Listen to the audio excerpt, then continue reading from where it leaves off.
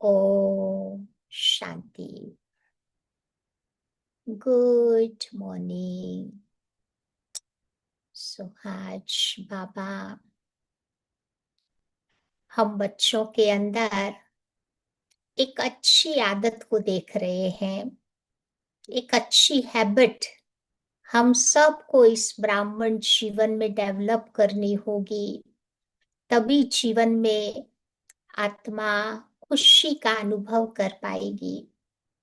तो वो आदत कौन सी है? तो आज बाबा बता रहे हैं कि वो बेस्ट हैबिट वो है मुरली सुनने के बाद उसके ऊपर विचार सागर मंथन करना। क्योंकि जितना मुरली के बारे में हम सोचेंगे उतना उतना उसकी गहराई में हम जा सकेंगे और नई नई पॉइंट्स इमर्ज होंगी। और यही नई नई पॉइंट्स हमारी आत्मा को हेल्थी रखेगी। मुरली का मतलब ही क्या होता है? बाबा कहते मुरली का अर्थ है उसके एक एक शब्दार्थ को समझना, मुरली के भावार्थ को समझना, उसके वाक्यार्थ की गहराई में जाकर बाबा क्या कहना चाहते हैं उसके इशारे को समझना, मुरली अर्थात उसके गुह्यार्थ को समझना। कई बार बाबा बड़ी रहस्यमय गुह्य गुह्य बातें बताते हैं, उसको समझने के लिए दिव्य बुद्धि चाहिए। कहते ना भगवान कौन सी भाषा यूज करते हैं? तो बाबा की है मौन की भाषा। जब उस मौन की भाषा को परिवर्तन करने का प्रयत्न किया जाता है तब उसे मुरली कहा जाता है। और हम भी मुरली के उस गुह्यार्थ को तभी समझ सकेंगे जब हम भी अपने जीवन में मौन का, एकांत का, अंतर्मुखता का अनुभव भी करते चले। तो आज हम देखेंगे कि चलो बाबा की मुरली तो हम सबने सुनी, कैसे सुननी है, कैसे उसके पर विचार सागर मंथन करना है। उसकी कुछ प्रैक्टिकल युक्तियां आज हम देखते हैं।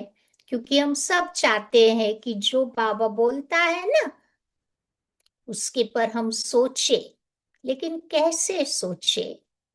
कभी कुछ वो युक्तियां चाहिए, प्रैक्टिकल मेथड चाहिए। तो बाबा की मुरली जब सुनते हैं तो कई बार बाबा कॉन्ट्रास्ट मेथड को यूज करते हैं। कभी भक्ति और ज्ञान की कंपैरिजन करते हैं, कभी लौकिक लाइफ अलौकिक लाइफ का कंट्रास्ट बताते हैं, कभी सतयुग कलयुग के बारे में बताते हैं। संडे की मुरली सुनी, उसमें भी बाबा ने कंट्रास्ट बताया ना कि शिवरात्रि पर भगत क्या करते हैं और हम बाबा के बच्चे क्या करते हैं। तो मुरली सुनने के बाद ऐसा कंट्रास्ट मेथड मुझे अपने जीवन में यूज करनी है ताकि हम जो बाबा चाहते हैं दोनों का कंट्रास्ट हम बता सके। दूसरी मेथड है एग्जाम्पल मेथड। कई बार आप लोग बाबा की मुरली सुनते हो ना, तो मुरली में बाबा एग्जाम्पल देते हैं। जैसे कभी मीरा का एग्जाम्पल देते हैं, कभी नारद का उदाहरण बाबा देते हैं, कभी कभी स्वामी विवेकानंद की बातें करते हैं, कभी उनके गुरु की बातें करते हैं। तो ये जो एग्जाम्पल मेथड है उसके बारे में मुझे गहराई से सोचना होगा कि बाबा ने ये एग्जाम्पल क्यों दिए हैं। उन एग्जाम्पल से हम अपने जीवन में कौन सी बातें सीख सकते हैं या धारण कर सकते हैं।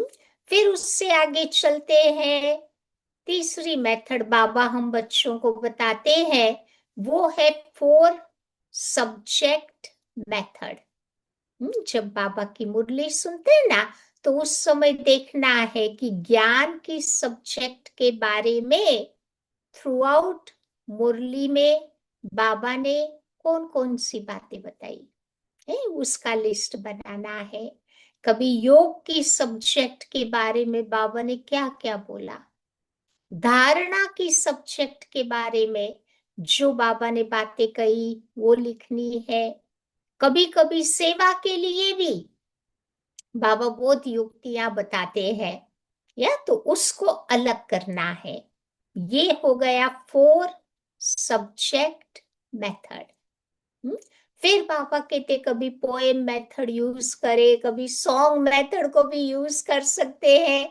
कई बाबा के बच्चे बहुत क्रिएटिव होते हैं, पूरी बाबा की मुरली को सॉन्ग में परिवर्तित कर लेते हैं, है तो कोई कोई पोएम में परिवर्तित कर लेते हैं।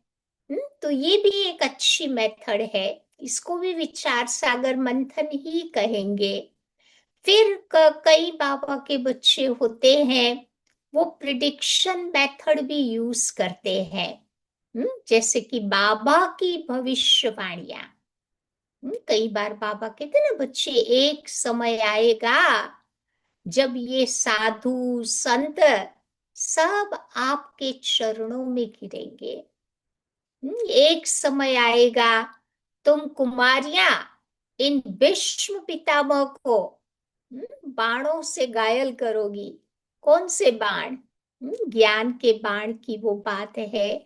तो ऐसी ऐसी जो प्रिडिक्शन बाबा मुरली में बताते हैं ना, कभी हम उसका लिस्ट निकाले तो भी मुरली में बहुत इंटरेस्ट रहेगा। कभी कभी हम चलो यूज करें टॉपिक मेथड। कई बार आप देखो बाबा मुरली में कई हमें बताते, कोई कोई टॉपिक बाबा को बहुत अच्छा लगता है, जैसे कि गेट वे टू हेवन। बाबा कहते बहुत बढ़िया टॉपिक है, उसके ऊपर तुम कुछ लिखो।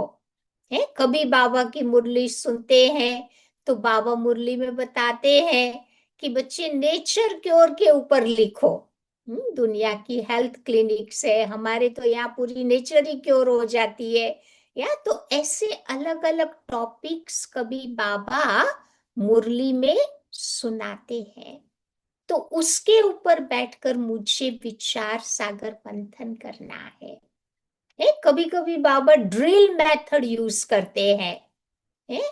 तो वो कौन सी मेथड है? चलो एक पैराग्राफ मुरली का हमने सुन लिया, फिर उसके ऊपर मुझे कमेंट्री बनाकर उसके ऊपर मुझे मेडिटेशन करना है। ये ड्रिल मेथड हो गई। चाहे एक पेज ले लो, फिर उसके ऊपर कमेंट्री बनाना, ये हो गई ड्रिल मेथड। ऐसे भक्ति मार्ग की तरह खाली सुन लेते हैं ना, उसमें मजा नहीं आता, वो इंटरेस्ट भी नहीं आता। आधी नींद में सुन लिया, कभी जागृत अवस्था में सुन लिया, या तो वो तो नेमीनाथ की तरह हो गया। लेकिन कुछ पुरुषार्थ भी मुझे उस मुरली के ऊपर करना है। या फिर बाबा सेल्फ चेकिंग मेथड कहते हैं, या कि भाई मुरली में आज बाबा ने स्वयं के बारे में क्या क्या चेक करने के लिए बोला है। कई बार मुरली में कहते हैं ना, बच्चे चेक करो कि हमारे दिल में कितना पाप का काम हो रहा है, कितना पुण्य का कार्य हो रहा है, चेक करो। सारे दिन में हम बाबा को कितना टाइम याद करते हैं। तो ये चेकिंग मेथड, गहराई से मुझे ऑनेस्टी से चेक करके बाबा को उसका रिजल्ट बताना है। फिर कभी कभी दूसरी मेथड बाबा बोलता है, वो है क्वेश्चन मेथड। कि भाई आज थ्रू आउट मुरली में बाबा ने कौन कौन से प्रश्न हमें पूछे हैं, उसकी लिस्ट हमें निकालनी है। उसको बोलते हैं प्रश्न मेथड। अपने आप को ही वो प्रश्न पूछे, फिर उसकी गहराई में जावे। तो ये प्रश्न मेथड हो गई। या फिर मुरली में आप देखो, स्टोरी मेथड भी है। पूरी मुरली 2.5 या 3 पेज की बाबा की मुरली होती है। उसमें आज बाबा ने कौन कौन सी कहानियां बताई। कभी सत्यनारायण की कथा के बारे में बाबा बोलते हैं, कभी अमर कथा के बारे में, कभी तीसरी की कथा, कभी मोहजीत राजा की कथा। या कितनी वैरायटी, अल्लाह अल्लाह अव्वल दीन का वो कथा, उसकी कहानी। तो बहुत सारी स्टोरीज बाबा बताते हैं। उसका मुझे लिस्ट निकालना है कि आज थ्रू आउट डे बाबा ने कौन कौन सी कहानियां बताई। कई बार हम मुरली को तो ऑन कर देते हैं, लेकिन फिर हम और काम करते रहते हैं। हमारी माताएं बहनें पता नहीं, उसको 1 घंटा भी नहीं मिलता, आधा घंटा भी नहीं मिलता ना, तो फिर वो खाना बनाती रहेगी, कुछ और करती रहेगी। उसमें फिर वो इंटरेस्ट हमारा नहीं बनेगा। ये जो आधा पौना घंटा मुरली का वो है, मुझे सिस्टमैटिकली बाबा की मर्यादा अनुसार नोट पेन लेकर के बैठना है और उसमें ये नोट करते जाना है।